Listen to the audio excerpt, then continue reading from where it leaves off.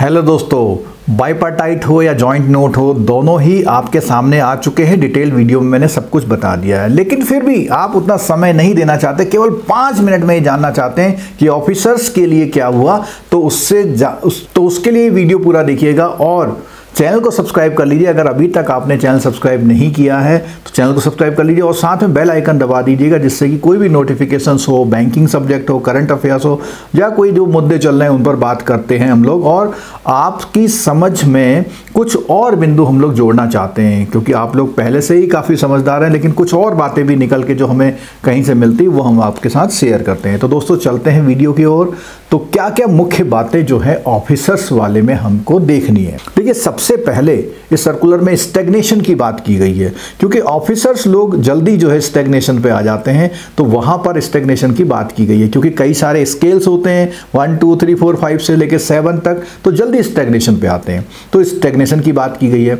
CIB का नया increment की बात की है, लीव रूल के बारे में बात की है, हॉल्टिंग के बारे में बात करी है, डेपुटेशन अलाउंस की बात की है, मेडिकल जो हमारा जो इंश्योरेंस है उसकी बात की है। उसमें मेडिकल में जो भी हमारे खर्चे हैं उनकी जो है एक लिस्ट जारी कर दी है। पे के बारे में बात करी है, सुपर एन्युएशन बेनिफिट किस किस चीज़ में मिलेगा, स्पेशल पे की बात करी है और फिक्स पर्सनल पे बात की गई है। पीक्यू पे बात की गई है इस सर्कुलर में। डिसिप्लिनरी प्रोसीडिंग्स के लिए क्या नया आया है इस सर्कुलर में बताया गया है। एचआरए पर बात की गई है, एलएफसी पे एलटीसी पे बात की गई है, मिड एकेडमिक जो आपको अलाउंस मिलता है उस पर बात की गई है, लीव बैंक स्कीम लॉन्च की उस पर बात की गई है और उसके साथ साथ जो है पेंशनर के काफ़ी मुद्दों पे बात की गई है।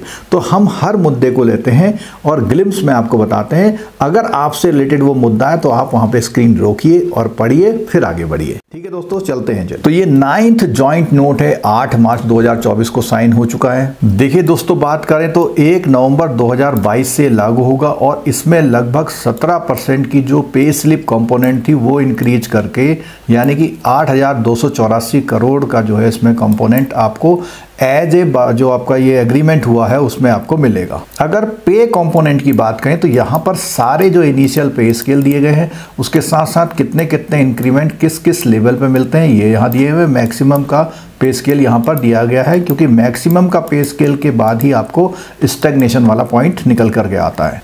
यहाँ पर डेफिनेशन ऑफ पे में जो एलिजिबल होती है आपको रिटायरमेंट बेनिफिट के लिए वो सारे कंपोनेंट दिए गए हैं, और डीए के लिए ये कंपोनेंट है, एचआरए के लिए ये कंपोनेंट है। अगर आप स्केल 1 पर हैं तो स्टैग्नेशन इंक्रीमेंट के ये रूल हैं। इसमें कुल मिलाकर के आपको 7 स्टैग्नेशन इंक्रीमेंट इस रेट से इतने समय में दिए जाएंगे।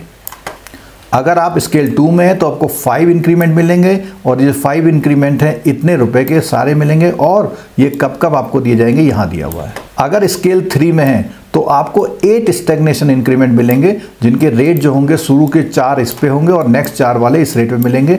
आपको जो टाइम आपके जब आप मैक्सिमम पे रीच कर जाते हैं उसके बाद कब कौन सा इंक्रीमेंट मिलेगा स्टैग्नेशन का, उसके बारे में यहाँ दिया हुआ है। अगर आप स्केल 4 में है तो आपको 5 स्टैग्नेशन इंक्रीमेंट मिलेंगे, जिसमें कि जो शुरू के जो फर्स्ट स्टैग्नेशन इंक्रीमेंट इतना होगा और अगले वाले चारों जो है इस रेट पर मिलेंगे। यहाँ पर आपको वो स्टैग्नेशन का गैप दिया हुआ कि कब कब आपको इंक्रीमेंट मिलेगा। स्केल 5 में है तो आपको 4 स्टैग्नेशन इंक्रीमेंट मिलेंगे और वो 2 साल की फ्रीक्वेंसी पर इतने रुपए के हिसाब से आपको मिलेंगे। अगर आप स्केल 6 में है तो आपको 3 इंक्रीमेंट मिलेंगे, जो कि 2 साल के गैप में इतने रुपए का मिलेगा, और जो तीसरा इंक्रीमेंट होगा वो 4,340 रुपए का होगा, और वो सारा जो गैप है वो यहाँ पर दिया गया। अगर हम स्केल 7 की बात करें तो उनको भी जो 3 स्टैग्नेशन इंक्रीमेंट मिलेंगे, 4,340 के जो इंक्रीमेंट होंगे वो, और 2 इयर्स की फ्रीक्वेंसी पर आपको मिलेंगे। ज्यादा डिटेल आपको यहां पर मिल जाएगी। एक क्वेश्चन आप लोगों की तरफ से बहुत आ रहा है कि सीआईबी हम लोगों ने पहले किया हुआ था तो क्या होगा। सबसे पहली बात है तो एक एडिशनल इंक्रीमेंट आपको यहां पे सीआईबी का मिलने लगेगा,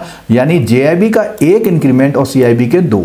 कई लोगों को क्वेश्चन आ रहा है कि अगर हमने 1 नवंबर 22 से पहले सीआईबी कर लिया तो उसके लिए बिल्कुल साफ साफ ये क्लॉज दिया हुआ, यहां पर देख लीजिए आप 3rd नंबर क्लॉज में बिल्कुल है कि आपको एक एडिशनल इंक्रीमेंट यहाँ पर एडिशनल इंक्रीमेंट जो होगा 1/11/22 से मिल जाएगा। जो लोग बाद में करेंगे उनको तो मिल ही जाएगा, और जो स्टैग्नेशन में है वो यहाँ पर आ जाएंगे।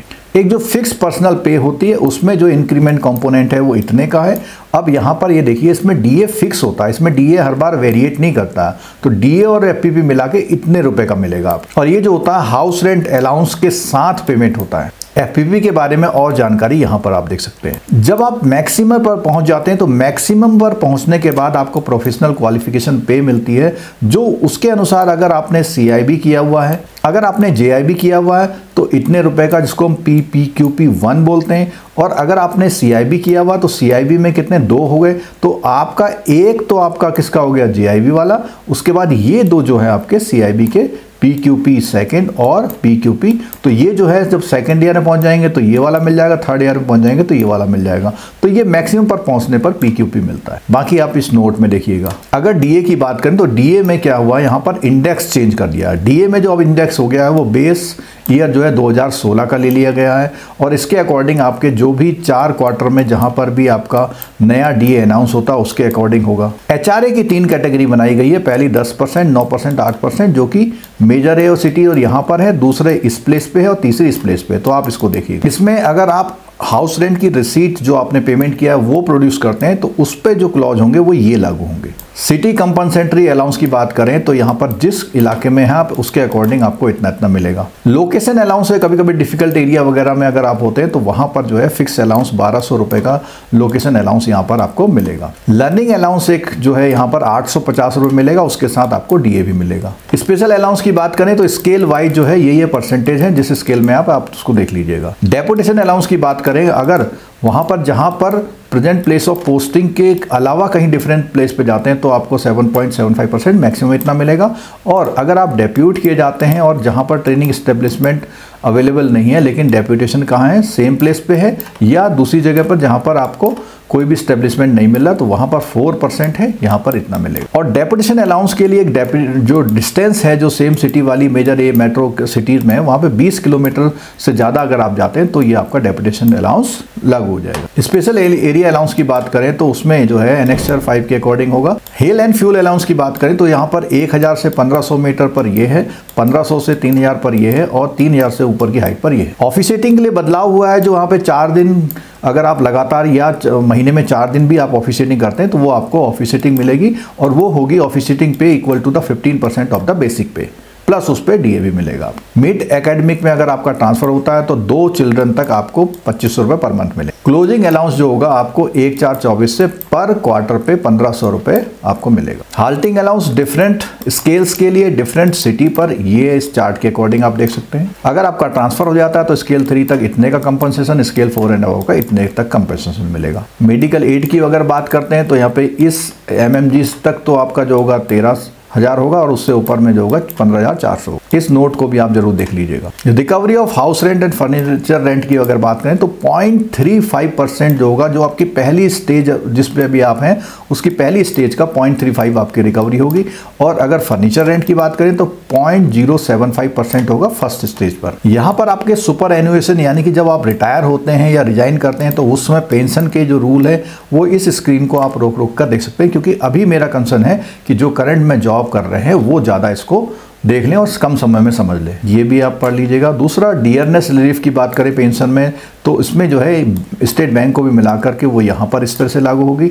और अगर हम कॉन्ट्रीब्यूटरी पेंशन जो हमारा NPS सिस्टम है उसके लिए ये रूल्स लागू हैं, वहां पर आप स्क्रीन रोक के देख सकते हैं। प्रोविडेंट फंड की बात आई तो ये रूल्स हैं यहाँ पे। फैमिली की डेफिनेशन की अगर बात आती है यहाँ पर तो फैमिली की डेफिनेशन में इतने लोग, और खासकर से कहा पर्पज ऑफ LFC के बारे में बात आते हैं तो वहां पर इतने लोगों को आप अपने फैमिली में इंक्लूड करके वो क्लेम कर सकते हैं LFC। किस किस मोड से आप ट्रेवल करेंगे तो उसके लिए रूल्स यहाँ पर दिए हुए हैं। बेसिकली यहाँ पर स्केल वाइज दिया हुआ, MM1 दिया हुआ, मिडिल मैनेजमेंट दिया हुआ, उसके बाद सीनियर मैनेजमेंट दिया हुआ। तो यहाँ पर स्क्रीन में वो सारे जो मोड ऑफ ट्रांसपोर्टेशन है वो यहाँ पर दिए गए हैं। Senior management to top executive दिया हुआ, यहाँ पर एक 500 किलोमीटर की डिस्टेंस का भी क्लॉज है, उसे देख लीजिएगा आप। और ट्रेन में और भी कौन कौन सी ट्रेन में आप जा सकते हैं, GST के बारे में स्पेशल बोला हुआ है, वो ट्रेन फेयर के अलग से आपको मिलेगा। LFC की बात करें तो वहाँ पे 4 ईयर और 2 ईयर के 2 ब्लॉक होते हैं, और उसमें जो डिस्टेंस है वहाँ पे 5500 किलोमीटर है।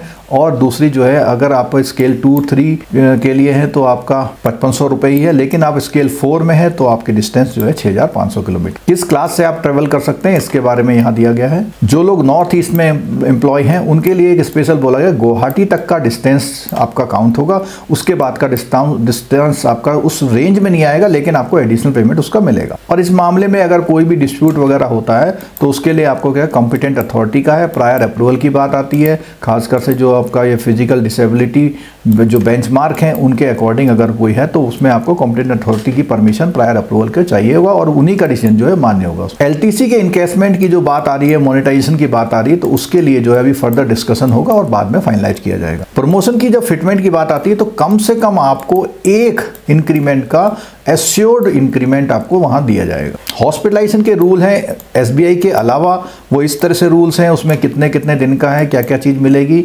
और ये जो है इसमें एक under this scheme the sum insured and uniform base policy, कम से कम 2 लाख की पॉलिसी जरूर होगी, उसके ऊपर वो कुछ भी हो सकता। चार्जेस की अगर हम बात करें तो यहाँ पे बेड चार्जेज और आईसीयू चार्जेस की ये डिटेल्स दी गई हैं। डिफरेंट डिजीज के लिए, जैसे ये डिजीज हैं तो इतने के मैक्सिमम रिम्बर्समेंट आपको मिल सकता है, और बाकी जो है इतनी डिजीज के लिए ये आप यहाँ पे स्क्रीन को रोक करके इतना देख सकते हैं। फीमेल की अगर डिजीज सर्जरी हो रही है तो उसमें ये चीज़ें यहाँ पर शामिल है। एम्बुलेंस की भी जो कैटेगरी है उसके अकॉर्डिंग आपको पेमेंट सीलिंग दे दी गई है। वेंटिलेटर के चार्जेज है, फिजिशियन कंसल्टेशन के चार्ज है, स्पेशल कंसल्टेशन के चार्जेज हैं, और यहाँ पर ऑपरेशन थिएटर में क्या क्या चीज़ होती है, सर्जन की फीस, एनेस्थीसिया और थिएटर चार्जेज है।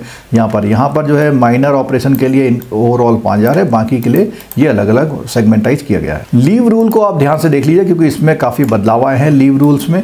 एक तो यहाँ पे लीव बैंक की बात आई है, दूसरा जो है सिक लीव की बात आई है। एक तो होता है कि आपका चाइल्ड है और उस चाइल्ड के लिए सिंगल मेल पेरेंट है तो यहाँ पर आपको एक सिक लीव का एडिशनल प्रोविज़न किया गया है, और इसी के साथ अगर आपका स्पेशल चाइल्ड है तो वहाँ पर भी जो है 10 दिन की कैलेंडर ईयर में स्पेशल लीव की बात की गई है। और फीमेल एम्प्लॉय के लिए 1 दिन की एक स्पेशल मेडिकल लीव, उसमें आपको कोई भी सर्टिफिकेट नहीं देना है। अगर आपकी एज जो है 58 साल है और 58 साल से ज़्यादा है तो आपके स्पाउस का अगर दूसरे प्लेस पर अगर इलाज चल रहा है तो 30 दिन की एक कैलेंडर ईयर में मिलेगा। और एक कैलेंडर ईयर के उसमें देखा जाए तो 1 मंथ में आपको एक कैलेंडर ईयर में 1 मंथ की सर्विस मेडिकल लीव के नाम पे मिलेगी, और कुल मिला के जो है ये मेडिकल लीव आपको 720 मिल सकती हैं। अगर 2 या 2 से ज़्यादा चिल्ड्रन को आप बर्थ करते हैं तो 12 महीने की आपको मैटरनिटी लीव मिलेगी। घर में कोई दुर्घटना की या किसी की अगर मृत्यु हो जाती है तो उसके लिए अलग से एक जो है 15 दिनों के अंदर आप इस छुट्टी को अवेल कर सकते हैं। पीएल को काउंट करने के लिए आपके कैजुअल और मैंडेटरी लीव को छोड़ दिया जाए तो बाकी सब आपकी पीएल काउंट करने में हट जाएंगे। जो ऑफिस बियरर है उनको 25 दिनों की लीव मिलेगी,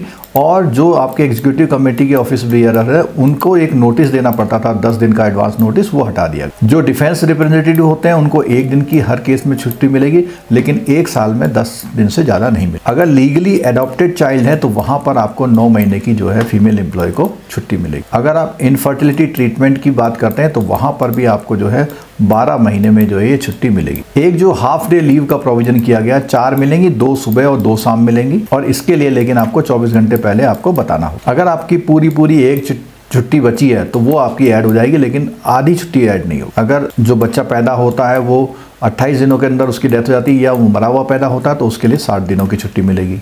और जो पीएल है वो कुल मिला के 255 दिन तक एक्युमुलेट हो सकती हैं। लीव बैंक स्कीम आई दोस्तों, तो जो बहुत सीरियस पेशेंट होते हैं जिनको काफ़ी छुट्टियां चाहिए होती है, 6-6, 8-8 महीने, 1-1 साल चाहिए होती है, तो वहाँ पर जो लीव बैंक से है तो आउट ऑफ विच जो स्पेशल लीव है उस लीव बैंक में से उस अफेक्टेड एम्प्लॉय को दी जा सकती हैं। इसके लिए एक प्रॉपर फॉर्मूला भी बनना बाकी है। वीकली ऑफ जो हम 5 डे बैंकिंग की बात कर रहे थे तो उसके लिए जो है प्रपोजल दिया गया है, और उन्होंने कहा कि जब वहाँ से आएगा तो उसको अकॉर्डिंगली लागू कर दिया जाएगा। यहाँ पर डीए की बात आई है, उन लोगों के लिए जो पेंशनर्स हैं, जो 2002 के पहले के पेंशनर्स हैं, उनके लिए डीए की बात आई है।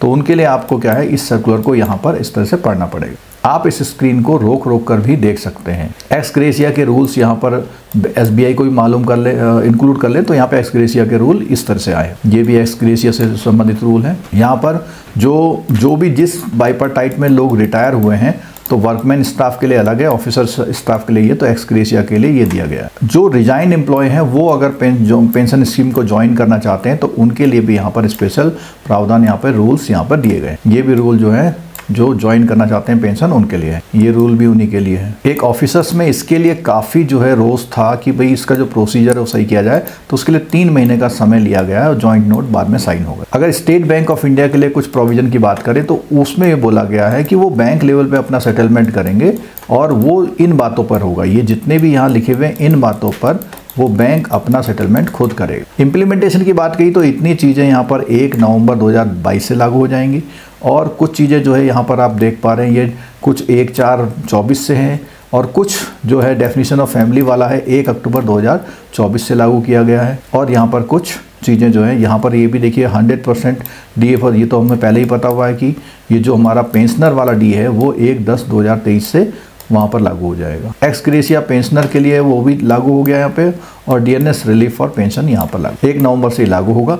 और अगर हम उसकी बात करें ये जो एनेक्सचर्स हैं इसमें, तो एनेक्सचर्स में अगर आप देखेंगे तो एनेक्सचर्स में आप पाएंगे एक तो ये पूरा पे स्केल यहाँ पर दिया हुआ पूरा, मतलब वहाँ पे जो मैंने काउंटिंग देखी थी यहाँ दिया था और यहाँ पर वो स्टेगनेशन यहाँ पर बहुत बढ़िया चार्ट में समझा रखा। देखिए कि जो भी स्केल है यहाँ इनको मिल रहे हैं तो 5 लिख दिया, यहाँ इनको 7 मिल रहे हैं, ठीक है, और यहाँ पर इनको 8 मिल रहे हैं। तो जो कैटेगरी जिसकी है तो यहाँ पर MM3 वाले को जो मिल रहे हैं वो कितने मिल रहे हैं, 8 मिल रहे हैं। तो यहाँ पर ये देखिए 2 इंक्रीमेंट यहाँ पर, 2 इंक्रीमेंट यहाँ पर, 2 स्टेगनेशन इंक्रीमेंट यहाँ, इसका बेनिफिट आपको मिल रहा है। और अगर और स्किल्स की बात करें तो यहाँ पर देखिए इनको 3 एडिशनल मिल रहे हैं, इनको भी 3, इनको भी 3, इनको भी 3, यानी अगर हम ऐसी बात करें स्केल 4 एंड अबव को 3 स्टेगनेशन इंक्रीमेंट जो पहले मिलते थे उससे ज़्यादा मिल। स्पेशल एरिया अलाउंस की जहाँ बात है, जहाँ भी आप पोस्टेड हैं मिजोरम, नागालैंड, अंडमान, सिक्किम, लक्षद्वीप, जहाँ पर भी आप पोस्टेड हैं वहाँ पर आप रोक के इस स्क्रीन को वहाँ पर आप देख लीजिएगा कि आप कहाँ पर जो है पोस्टेड है, उसके हिसाब से स्पेशल एरिया अलाउंस मिलेगा। और ये अलाउंस जो है जो जिसकी पे इतनी है उसके लिए ये है और जिसकी पे इससे ज़्यादा है उसके लिए ये है। तो पे के हिसाब से यहाँ पे स्पेशल एरिया अलाउंस यहाँ पर दिया है। जम्मू और कश्मीर के काफ़ी हैं यहाँ पे, और लद्दाख की यूनियन टेरिटरी, हिमाचल प्रदेश है यहाँ पर, और उसके साथ साथ यहाँ पर ये सब हिमाचल के दिख रहे हैं आपको क्योंकि डिफ़िकल्ट एरिया है, फार फ्लंज एरिया है सारे। कांगड़ा डिस्ट्रिक्ट में यहाँ दिया हुआ है, आपका मंडी डिस्ट्रिक्ट में दिया हुआ है, ये देखिए। उत्तराखंड में भी जो है चमोली, पिथौरागढ़, उत्तरकाशी, रुद्रप्रयाग के लिए यहाँ पर ये स्पेशल एरिया अलाउंस भी आपको दिया जाए। वेस्ट बंगाल है, तो जितने भी सिटीज़ है यहाँ पर ये दिए गए। ये स्टेगनेशन इंक्रीमेंट की बात हमने पहले ही कर ली है, इसमें डेट वाइज पूरा दिया हुआ है। तो दोस्तों ये ऑफिसर्स का ब्रीफ था और इसकी अगर PDF अवेलेबल नहीं है तो हम आपको प्रोवाइड कर देंगे, वैसे सब जगह अवेलेबल है। और इससे रिलेटेड कोई भी अगर क्वेरी आपकी है तो ज़रूर हमसे बात करिएगा। और वीडियो देखने के लिए बहुत बहुत धन्यवाद और उम्मीद करते हैं कि ऐसे ही आप हमारे वीडियो पसंद करते रहेंगे। वीडियो अच्छा लगे तो लाइक ज़रूर करके जाइएगा, अपने दोस्तों के साथ शेयर करिएगा। मिलते हैं दोस्तों फिर नेक्स्ट वीडियो के साथ। Thank you very much.